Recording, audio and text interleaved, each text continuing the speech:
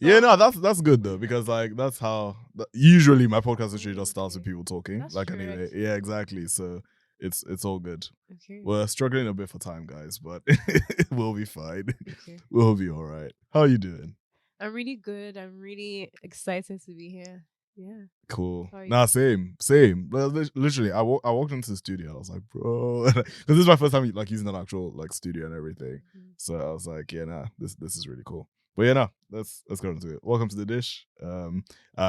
Well, I'll introduce our guest shortly, but first we need to go through the appetizer really quickly. So, firstly, would you rather never be able to go out during the day or never be able to go out during the night? Never be able to go out during the day. Yeah. You would rather never be able to go out during Yeah. the day. Because I love the night. I feel so much alive at night. I'm happier when it's nighttime. I have Shows are never at heard night. anyone ever Really? say this. No. Concerts are at night. Oh yeah, fair Um, point. Plays are in the evening. Dinners on. I rather have dinners and lunches. Fair, Evening is for me. Yeah. Yeah, no, for me, it would be never go out at night. Really? Yeah, because like, I mean, okay. So, firstly, I barely leave my house during the night anyway. Yeah, I don't know. It just makes more sense to me. I'm just like, like what am I doing at night? You're going out having fun. Well, yeah, but it doesn't. Yeah, Get you though. it doesn't quite like. Yeah, it doesn't. It barely happens. So you're more of a morning person than evening person. Ooh, I think so. Okay. Wait, no, I know so. I don't know why I said I think so, Yeah. but yeah, I do more stuff during the day than during the night. Fair enough. Yeah. Fair enough. So plus, even if I had something to do at night, more often than not, it would be something I can do like in my house without actually leaving. Yeah. Yeah, so for me, it would be I'd rather never be able to go out at night. I don't know, because go out during the day. That means like, okay, so obviously for me, I'm in uni student, so like lectures and all of that. Like, what am I gonna do? Yeah, true. Yeah. Okay, that makes sense. Then. Yeah. Do you not have to like go? Do you not have any stuff to do during the day? No. I can. I don't have anything. I never have anything to do in the day. I mean, if I have meetings, but I can push them to the evening. I just feel more alive at night. Like when it's 6 o'clock, that's when you wake up. That's when your day starts. No, but funny enough, I am a morning person in the sense, so I do. How do I explain this? I'm very active from like 8 a.m. to like 12 noon, and then I have a shutdown from like 12 noon to like 4-5ish, and then I have a spike from like 6 again. So I blame siesta from boarding school. Yeah. When I was in Nigeria, we'd have compulsory siestas, and occasionally that'd be not occasionally. Every time it was in the afternoons, and my body is very. I think like my body has associated the day with sleep. So maybe that's so you're nocturnal basically. But I actually I am not, in the sense that when it's like 2 a.m. I will definitely be asleep latest. And I always get my 8 hours of sleep no matter what. Okay, that's fair. That's fair. Yeah. Wait, so what does a typical like day look like for you? Yeah. So I wake up, let's say 8, I pray, I'll journal, I'll worship till like 10, which is a long time. And then I would start work probably like 11:30, 12. I have this thing where as long as I do 4 hours of work, that's all that matters. So even if the work is not like in quote what productivity is, or I just need to just get 4 hours of focus work done. So by 12, let's say on my desk with my cup of tea. I love tea. Probably lemon and ginger tea, because that's my morning tea. Because I have different teas for different parts of my day. Chamomile is for like evening, lemon ginger is for morning. And then I'll be drinking my tea. My target to write is every day write 1,000 words. That's my goal. Okay. So depending on the projects I'm working on, I would just sit down and write for about maybe 2-3 hours and take a break. Have lunch probably about 3 o'clock. Then I would either nap at 4, or I would do something like probably chores at 4. And I come back to my work maybe about like 5 if I haven't done anything else, and then I close my laptop at 6, and then your day starts. Bro, it starts in terms of having like create. So in the evenings I would like watch series. I unwind alone in the evening. Yeah. So even though I love the evenings and I love the nights, I don't actually work at nights. Yeah. Okay. So I'm quite disciplined with the way I organize my day. What? As long as I get 4 hours of work done and it's focused work, that's my only sort of concern. Yeah, That's exactly. your concern. That's Fair enough. Cool. All right. Before we continue, you guys remember to check us out on Insta at The Dish with TBO, because we have lots of Insta exclusive content on there. So be sure to head over there and engage. And also be sure to give us a rating on Apple Podcasts or Spotify. Or if you're watching on YouTube, smash the like button and don't forget to subscribe. And now I'm going to introduce our guests. You know how usually you do my guest introductions? I can't remember. You can't remember. No problem. Today, we have a truly very unique guest, a poet, playwright, performer, and a fellow of the Royal Society of Arts. As you can see, I did. Oh my god, I'm not a fellow anymore. Sorry. Wait, A former fellow. I stopped paying my subscription. I see you were just like, I was a fellow for a year, and then they said that I had to pay almost like £100 per year to continue, and I was just like, yeah, nah. can be used elsewhere. So I'm not I know you were just like, yeah, nah, yeah, that's a bit too expensive. I don't really mind. Yeah, no, fair enough. Okay, a former of the Royal Society of Arts. This powerhouse of creativity truly has Shakespeare shaking in his grave. Wow. Today, we have Lanaire Adiremi. Hi. Hi. Hello. Hello. How are you doing? I'm good. I'm really good. There's a song that I think is it? I don't know if it's Kendrick where he's like, no, it's not Kendrick. Sorry, it's Kendrick. He has this like song where it's called Real with Anna Wise, and he's like, I'm really, really real. I'm real. And I feel like I feel very real at the moment. I feel very present. I feel very grounded. Word. Yeah, I'm happy to be here. Cool. Yeah, no, I'm so happy to have you on. Yeah. Yeah, no. Yeah. So I mean, the first thing which we'll talk about is your EP, which is coming out soon. Yeah. Actually, but by the time this is coming out, when would it be?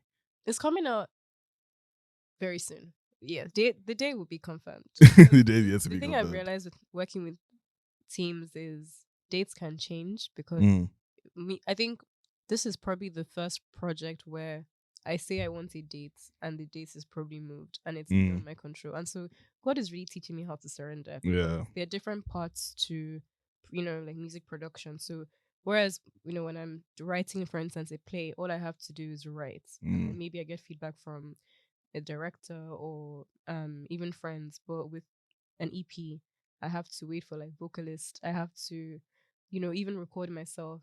I have to get feedback from the producer, all of these things. So sometimes it slows the process. So that's why I said date to be confirmed, but it will be out before spring. Yes. Fair enough. No, but yeah, no, it's facts. Like literally, even like major like huge artists, they end up like they end up like changing their dates and stuff like that because it's a long process. It really is. So yeah, no, it's obviously not a. It's not like an unheard of thing, you know what I mean? For the days to be like, I feel it's a humbling process, but I feel like I suddenly feel like those artists that are like you're telling them drop, not like Rihanna kind of drop, yeah, like drop, and then they're like, oh, we have to move the dates or this, and I used to be like, well, these people making excuses, but now I feel quite honored to be able to have that. Yeah, but it will be our bless the memory. That's what it's called. What's it all about? It's about I guess I would say it's sort of a letter to people where I share the lessons that I've learned in life and particularly in the past, say 5 years of my life.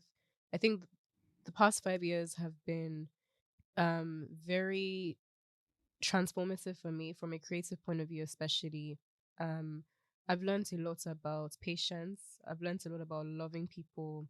I've learned a lot about friendship and faith as well. And my faith has been challenged a lot. So I guess the EP essentially is exploring faith, it's exploring family, friendship, and exploring my own relationship with God. And it's doing it in a very, I would say, a very interesting way musically. It's nothing like you've heard honestly before. It's genre bending. It's not. A lot of people are probably expecting poetry from me, but I'm doing something very different. The producer Inka Bernie, he has experience working with different genres of music, and so he brings a very colorful sort of um angle to this production, and I really like that. And yeah, I'm really excited for people to hear it. Yeah. But essentially, it's just about my own relationship with God and my journey, my creative journey, and the lessons I have learned in life so far. What would you say is your favorite piece on it? Mustard Seed. Oh, Yeah, that's cool. because I love that song so much. I love the song so much that I was in a meeting 2 days ago, and I think somebody used the word seed, and I was just like, I was like, oh my god, is this what it means to be an artist? And they said the lyric, and I was sorry, not the lyric, the words, and I was just like, like in your head, you're already like, yeah, actually, not in my head. You know what I mean? Out loud. I was just like, but it wasn't like a. Thankfully, it was a friend. Although they didn't know I had an EP or I was making an EP, so I was just like, oh yeah. By the way, I'm making an EP. But yeah, so it's my favorite song. It's very like probably the most danceable song, and I love to dance by myself in my house. So it's a song that it just brings me to life. So No, that's cool. No, that is good though. Like it's been. I feel like I've said this several times on the podcast, but for me, it's such a like refreshing thing. Like when I meet people who are so like immersed in their art, you know. Yeah, I love passionate people. Yeah, facts. Facts. That's it. Yeah, passionate people. P square. Ha, get that? Like P. Passionate people. And I think it's no coincidence that like look at that fantastic alliteration. But secondly, like people that are passionate, they make me feel like life is worth living. Yeah. Because I don't know, I just think when you have not necessarily that you have to have answers to, the big questions in life of what's your purpose, but I do think when there's a curiosity or intrigue for something, it just makes life more interesting. And it doesn't even have to be something big. Like I'm fascinated by language, and that itself has been, I guess, my own driving force in life. And that love for language has seeped into other aspects of my creativity, whether it's visual language or musical language or language as in the literary tradition of language or historical sort of language. Or rather the history of language as opposed to historical language. So yeah, I love passionate people. No, same. Because like I think it just gives life so much more like vibrance. Yeah. And so much more color. Like it's a foreign concept to me for someone to like be doing something they don't care about. Like I don't know. I know that there are people out there doing that. I think it's a very hard reality, and it's a reality that I was definitely in, because I remember when I was in A levels, I was going to study law at university. That was the original plan, and I mean, I like to say that it was God's plan that I ended up missing my grades by 3 marks, and then at the time I was very sad about it, but I'm so happy that it happened, because studying sociology was probably the best decision I ever made in my life. It gave me time and space to really discover my creativity. I got to learn a lot about how to empathize with people, because you're learning about different things that you may not have experienced before. Yeah. And I think the biggest benefit of it was the time I got to create work, because my friends who were doing law, they often had like classes. Not that I had classes though, but I mean, I can't lie, I missed a lot of classes. But I was very, because the thing about me is I'm very good at absorbing information I'm passionate about, and so that helped. But I think it was just a good experience, and yeah. Yeah. Oh yeah. I do like what I study law like right now. Oh yes, okay. Yeah. That's a bit awkward. No, but I actually like it. Did you have to do the LNAT? Yeah, I did. Okay. I did, yeah. Wow, hold on. You know. You did like it. No, I liked the fact that for once in my life I could pretend like I was a lawyer.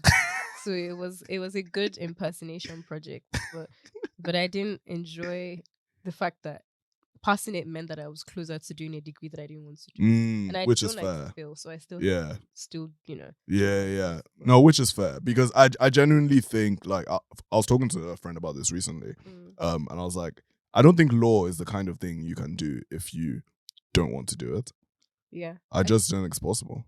I think that there's certain professions that are calls and others that are careers, and I feel like certain professions, just like you have to be called to do it. Like not everybody can be a pastor or like a, I don't know, a writer or a doctor. I think I'm not, I mean, I haven't mentioned all the professions in the world, but I do think there's some that you really have to feel like you're called to. Yeah. I feel like writing is a call, for instance, because I mean, everybody can write. You can pick up a pen and write, but when it's time to edit, you would understand that Yeah, it's a call. it's a process. It really is. Yeah. Yeah. No, genuinely, I just think it's so much better, generally speaking, actually caring about like what you're doing. So like even like you like just in the end, studying sociology and being now just the in between and everything. I think you'd consider it's probably significantly better than if you had just ended up doing something you didn't want to do. Yeah. So yeah, I think it reflects. I think it reflects law in your work. It just like the like stuff you've created, stuff, even the way you like talk about your work as well. It's just like, oh, this is actually like, it's just so much better when you actually enjoy doing something. For sure. I don't. One of my, I guess, what do I call it? A mantra. Oh, my tummy's rumbling. Let me repeat that. Okay. One of my sort of like ethos in life is to have childlike faith and to be as childlike as possible. And I think that's probably my work is proof of that. Like I just try my best to just be like a child. And one of my friends jokes that I have a bit of an obsession with childhood, and I need to unpack that. But I do think that there's something so beautiful about, again, I'm saying this knowing that not everybody had the best of childhoods, and I completely understand that, but in terms of childlikeness, often that means being playful. It means not caring so much about what somebody's telling you to do. And I just live my life knowing that a lot of people that tell you what to do don't even know what they're doing, and so you just have to focus on your own lane and follow God's path for you. No, I wholeheartedly agree. Like I was talking again. I was talking to, I think, same friend actually about how when you're young, you like look at like adults and everything, and like, oh wow, they have everything figured out. And then when you get there, you're like, oh, actually, we're all kind of just stumbling along, bro. Like no one actually quite knows what they're doing. Nobody. Like I'm really happy that last year I met some really cool mentors and people that I looked up to. And I realized they too don't know what they're doing. Everybody is really just figuring things out. That's why you have to just be kind to yourself. Yeah. But I think it's such a like, because I don't understand why there is, especially for certain generations and everything, why there is this obsession with making it seem like you know what you're doing, or making it seem like everything is under control. You get what I mean? Like, in my opinion, there's no need for that. You know what I mean? Like, I just think at the end of the day, you don't need to project a false sense of like, oh yeah, I've got this. If you don't, No, you shouldn't. But I guess it's rewarding too. Yeah. Like, yeah, life is it's all a performance, and if you perform well, Ooh, that was deep. That's so funny. If you perform well, yeah, you get a standing ovation for it, even if you're acting on the stage. Some people don't know whether you're acting or not. So, yeah, I guess that's just life, really. But I think for me, integrity is important, and the biggest person I can lie to aside God is myself. I just would never want that. So, yeah. There's something like that in arts as well, right? Is what's is it artistic integrity or creative integrity? Yeah, It's something like that. Yeah, integrity, it does exist. It does. Yeah, and some people don't have it, and some people do. Yeah. No, but yeah, I think that's pretty much just like sticking to your what's it now, like just your brand of things, like what you create and all of that. Which is fair. Yeah. Your vision and the heart of your story, really. Exactly. People will try, and I've experienced it many times where, like you get commissioned for a project and then someone is like, you should change this, or I think this could, I mean, it's not to say that feedback isn't important, but sometimes the feedback doesn't even reflect the heart of the story. And at that point, you have to really be honest and say, should I walk away from this or should I continue with this? And for me, I think I'm really happy that I have like God as my friend, because whenever I feel, I'm very sensitive in terms of my heart, and so when I feel like something isn't for me or is not aligned with me, honestly, like God just tells me, and I'm always right in terms of that. Not that I'm always right generally, but I'm always right in terms of like, as long as I'm obedient to what God has said I should do. Yeah. And the EP talks a lot about that, actually, just this idea that in life, like you just have to ensure that you build yourself on the right foundation. Definitely. And for me, that foundation has been the solid rock, which is God.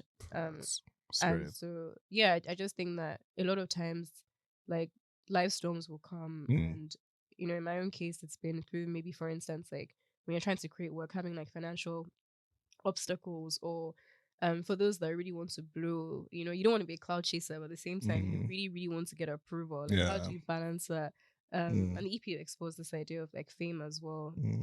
And I've been also been thinking a lot about this Bible verse that says, "What does it profit a man to gain the world and lose his soul?" Yeah, because I think I'm not a famous person in terms of like celebrity. I don't even actually desire celebrity as a concept, but I do feel like in our everyday lives, like the chances or opportunities you have are presented with where that dilemma of, do you want to choose profit? And profit doesn't necessarily even mean money. Profit can even be temporary happiness. But at that point you have to ask yourself, what's more important, my integrity, i.e. my soul, or profit, which can be money or just chasing like the wind. Chasing something. Exactly. I think most of all, some people don't even know what they're chasing. Yeah. Then it gets really sticky. Yeah, you know, because then you just like, you think, oh, I want this, and then you get that and you're like, oh, actually, well, I still feel pretty rubbish. And then you're like, oh, actually, well, it wasn't this, and then you just keep like running around in circles. I think that's the worst place to be in, actually. For sure. And I think that a lot of us don't know what we want, and that's also okay.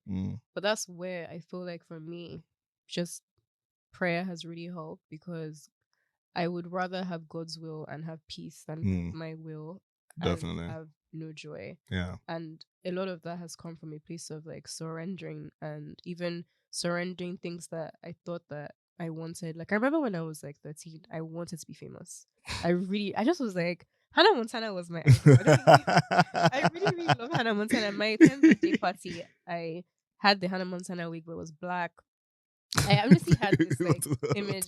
Yeah, I had this image of myself as like this star. And not to say that I'm not going to be one, but I feel like my relationship to stardom has changed a lot, because for me, it's like, even if I have what, 2,000, I don't know, 100 followers, whatever amount it may be, as long as I'm reflecting God's glory, and that means that I'm obedient to the calling God has given me, the instructions He's given me, and I'm showing love to people, then that's what matters. It's not about, you know, like the glitz and the glamour, because the people that are up there and are so unhappy.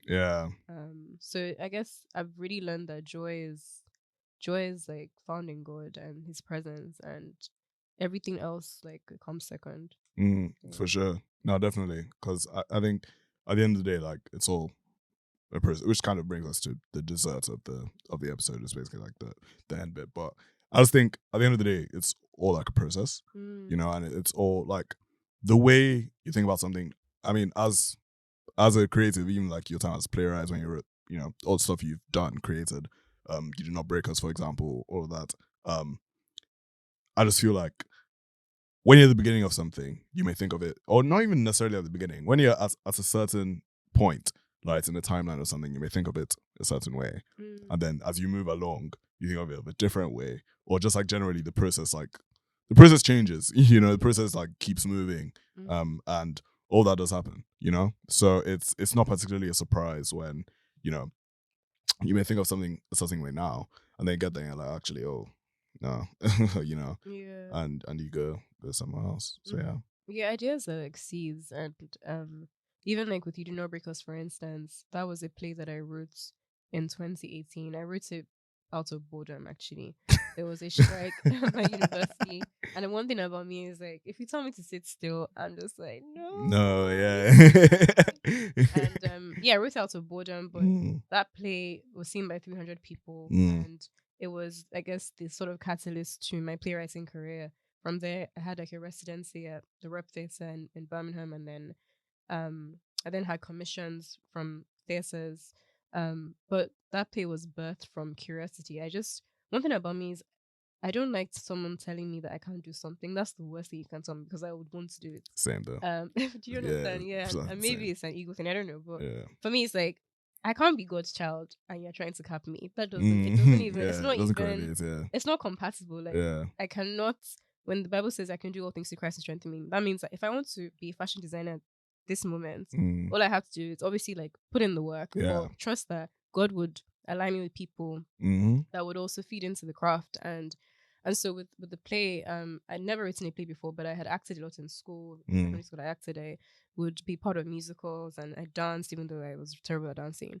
And so I just like studied plays by the greats, Wole Soyinka, Shakespeare, Amata Edu, and just like really, really studied it. And the play, evolved into different things, and so many of the things I learned from that experience has just taught me that really I can do all things through Christ who strengthens me. And all you need in life is confidence. A lot of times it's not necessarily about like trying to, I think a lot of people think that they have to be extremely good, whereas what you just need to do is just start, and you kind of figure things along as you go. Yeah. And that's been my own testimony in life. I just sort of figured it out, and I just try my best to like, again, be open to feedback from people and edit.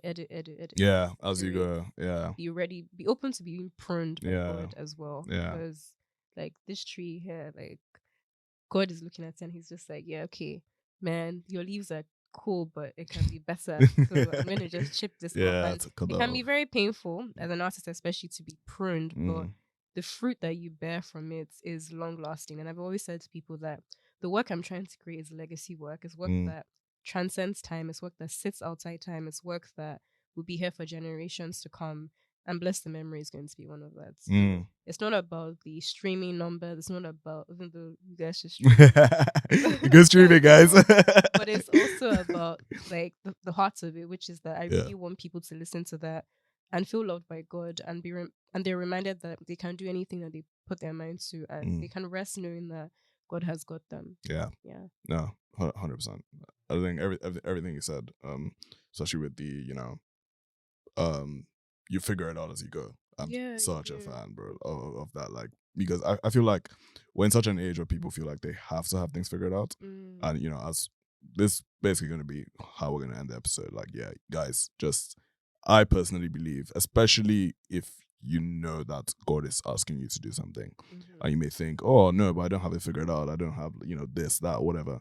Doesn't matter. Literally just go. Just do it. Yeah, do it. I'm not endorsing Nike, but that's no, honestly, because it's actually like, you really just have to do it. And obedience is always rewarding. It might not make sense. Honestly, there's so many things in my life that I look back and I'm just like, God, like, I now understand why you said I should do this. My poetry is one example of that. Like, I didn't understand why God was telling me, go for open mics in uni and perform there. And even if there's only, my mom always tells me, Lanaire, even if there's one person in the studio, or sorry, not studio, in like a space, perform like you're performing in front of 1,000 people. Yeah. Just give everything. Spirit, it's like the spirit of excellence, because you just never know. And there's so many times in my life where it's been that one person who was sitting down that I didn't even know was someone that could change my life, that eventually did change my life. So I really believe in, like, as you said, just do it, but do it with excellence, with openness, and with that sort of curiosity. God will nourish creativity, and He blesses those that are obedient. Yeah, we have. What do you have in your hand? Exactly. Be faithful in the little. For real. Yeah.